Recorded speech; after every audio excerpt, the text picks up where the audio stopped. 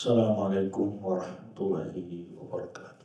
Innal hamdalillah nahmaduhu wa nasta'inuhu wa nastaghfiruh. Asyhadu an la ilaha illallah wahdahu la syarika lah. Wa asyhadu anna Muhammadan abduhu wa rasuluhu la nabiyya ba'dah. Ya ayyuhalladzina amanu taqullaha haqqa tuqatih wa la tamutunna illa wa antum muslimun. Ya ayyuhan nasu taqu rabbakum alladzi khalaqakum min nafsin wahidah wa khalaqa minha zawjaha wa batha minhuma rijalan katsiran wa nisaa'a wattaqullaha alladzi tasaaluna bihi wal arham innallaha kana 'alaikum raqiba. Ya ayyuhalladzina amanu taqullaha wa qulu qawlan sadida yuslih lakum a'malakum wa yaghfir lakum dhunubakum wa man yuti'illaha wa rasulahu faqad faza fawzan 'azima. Amma ba'd, fa inna asdaqal hadithi kitabullah wa khairal hadi hadi Muhammadin sallallahu alaihi wasallam wa syarrul umuri muhdatsatuha wa kullu muhdatsatin bid'ah wa kullu bid'atin dhalalah wa kullu dhalalatin finnar. Kaum muslimin jemaah salat Jumat yang rahmati Allah Subhanahu wa taala. Puji dan syukur kepada Allah Subhanahu wa taala atas segala lipat rahmat dan karunia yang senantiasa Allah turunkan buat kita. Betapa sering lupanya kita untuk bersyukur, namun rahmat dan nikmat Allah Subhanahu wa taala tidak pernah terputus kepada kita. Maka dari itu hendaknya kita selalu mengiringi rasa syukur kepada Allah Subhanahu wa taala atas segala nikmat dan rahmat Allah berikan kepada kita, agar rahmat, nikmat yang Allah berikan kepada kita semakin ditambah oleh Allah Subhanahu wa taala. La in syakartum la azidannakum wa la in kafartum inna adzabi lasyadid. Allah Subhanahu wa taala berfirman, seandainya kamu atau kalian bersyukur kata Allah, sungguh aku akan tambah nikmatku kepada kalian. Namun jika sebaliknya kalian kufur terhadap nikmat-nikmatku kata Allah Subhanahu wa taala, sesungguhnya azabku amat keras kata Allah Subhanahu wa taala. Betapa sering kita lupa untuk bersyukur kepada Allah Subhanahu wa taala. Bahkan merasa sedikit rahmat yang kita dapatkan dalam kehidupan kita.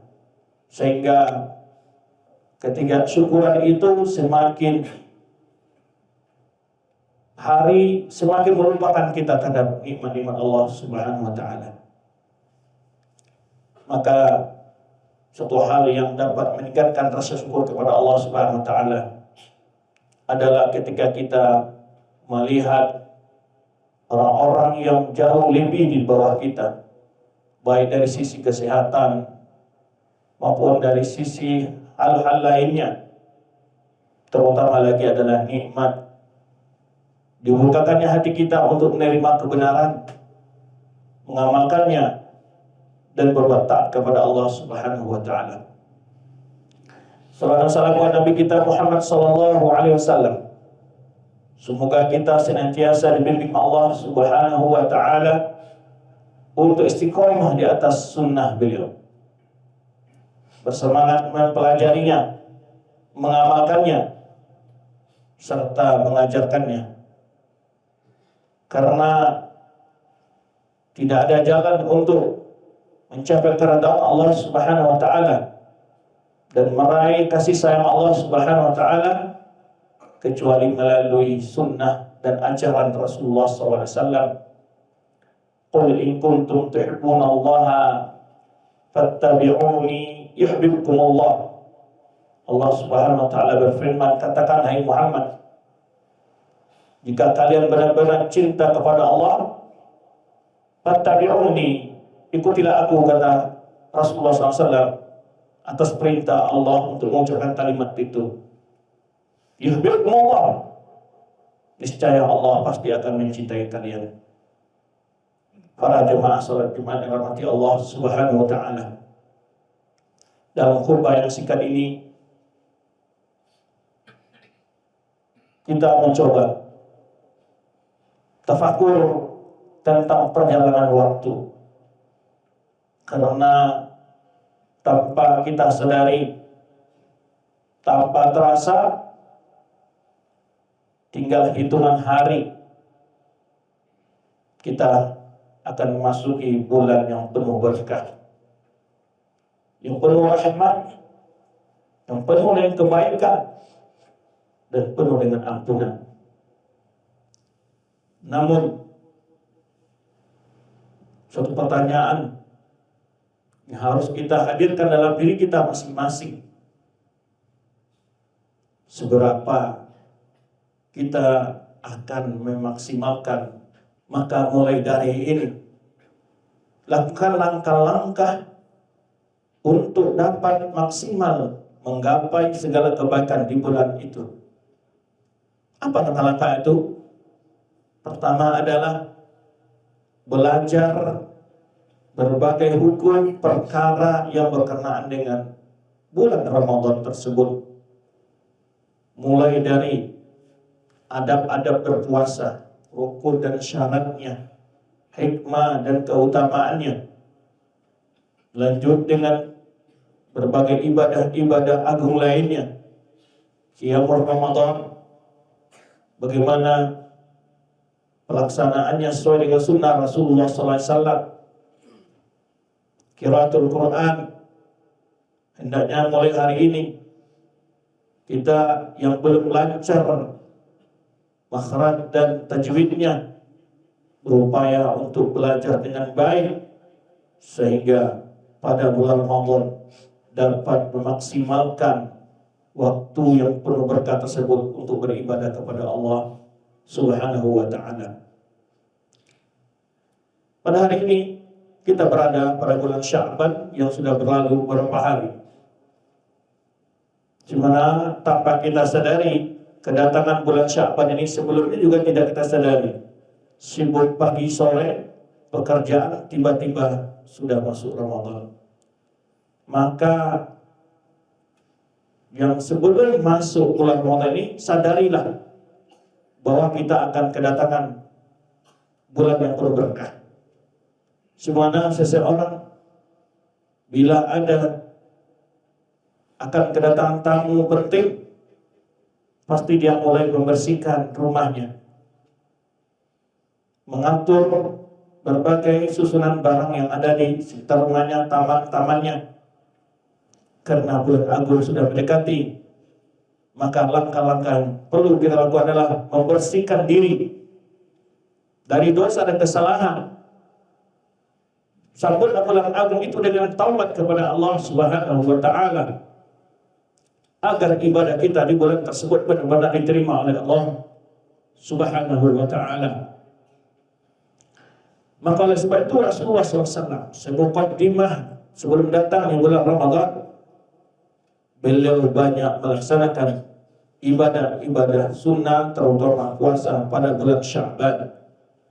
Ummul Mu'minin Aisyah anha menyebutkan dalam sebuah riwayatnya, Mastakmala Nabi sallallahu alaihi wasallam siyama syahri illa Ramadan, bahwa Rasulullah SAW tidak pernah puasa bulan penuh, satu bulan penuh kecuali bulan Ramadan.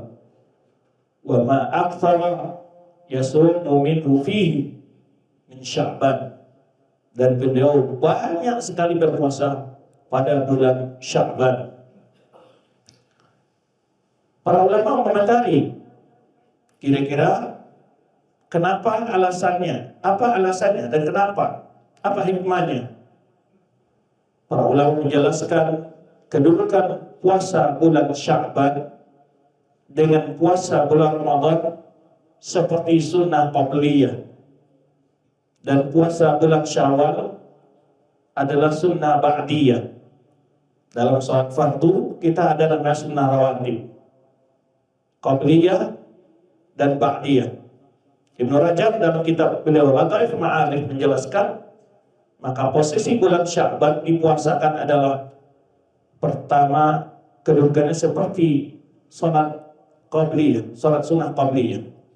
Maka sebelum datang bulan Ramadan, kita sudah melatih diri, ada pendidikan, ya, agar nilai-nilai puasa mulai dirasakan, sehingga jangan sampai di bulan Ramadan tidak ada bedanya di bulan-bulan lain. Maka kalau sudah akan datang sebuah tamu penting ke sebuah daerah, mulai terlihat jalan dibangun, jalan diperbaiki, ya dibersihkan, ada rambu-rambu, ada marawang segala macamnya. Ibarat di bulan Ramadan akan datang, hendaknya kita mulai mempersiapkan mental kita, ilmu kita, ketakwaan kita, iman kita, sehingga nilai-nilai Ramadan itu benar-benar dapat kita raih dengan maksimal. Maka dari itu di antara hikmah ini katakan para ulama, Rasulullah SAW banyak berpuasa bulan Sya'ban sebagai sunnah qabliyah. Juga ada hikmah lain disebutkan para ulama. Mungkin pada bulan-bulan sebelum Sya'ban, di mana Rasulullah SAW biasa berpuasa Senin, Kamis, atau 3 hari pada puasa Yaumul Bid, tanggal 13, 14, 15 setiap bulannya. Kemungkinan bila beliau safar atau ada halangan tidak bisa berpuasa, maka sebagian ulama mengatakan beliau mengqadanya di bulan Sya'ban. Beliau mengqadanya di bulan Sya'ban, sehingga puasa-puasa hari yang tertinggal dari puasa-puasa sunnah yang bulan lalu mungkin penyebab musafir dan lainnya, beliau melaksananya pada bulan Sya'ban. Ada penyebab lain sebuah hadis dikatakan oleh Usamah bin Zaid. Rasulullah mengatakan ketika ditanya oleh Usamah bin Zaid, kenapa beliau banyak berpuasa pada bulan Sya'ban? Beliau mengatakan, syahrun yataghaffalan nasu fi. Banyak manusia lalai di bulan itu. Karena di antara bulan haram dan Sya'ban, yaitu bulan Rajab. Maka banyak manusia lalai menganggap ini adalah bulan terakhir sebelum bulan Ramadan, sehingga manusia menganggap kesempatan untuk memuaskan berbagai kegiatan dan keperluannya. Justru bukan hanya bersiap-siap untuk menyambut Ramadan. Maka Rasulullah menyebutkan banyak manusia lalai.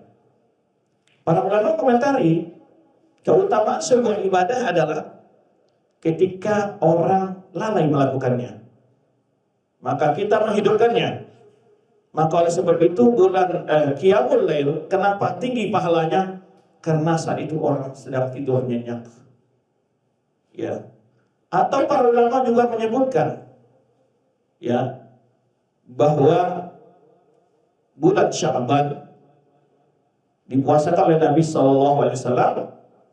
Ya, sebenarnya yang telah kita isyaratkan awal untuk mempersiapi, melatih diri ketika datangnya bulan Ramadan, sudah terbiasa puasa sehingga tidak terlalu berat baginya untuk melaksanakan puasa Ramadan yang full selama 30 hari. Kemudian sisi lain disebutkan dalam hadis Usamah bin Zaid, hikmah puasa bulan Sya'ban ini adalah karena di bulan Sya'ban kata Rasulullah SAW, diangkatnya amalan kita ini ada yang diangkat setiap Senin dan Kamis, ada yang diangkat pada bulan Sya'ban secara total. Kata Ibnu Rajab menyebutkan secara total untuk amalan 1 tahun. Maka Rasul mengamalkan alasannya, maka saya ingin ketika amalan saya diangkat kepada Allah, saya dalam keadaan berpuasa. Nah, ini keutamaan-keutamaan, hikmah-hikmah yang disebutkan dalam hadis Nabi SAW dan penjelasan para ulama tentang dianjurkannya banyak berpuasa pada bulan Sya'ban.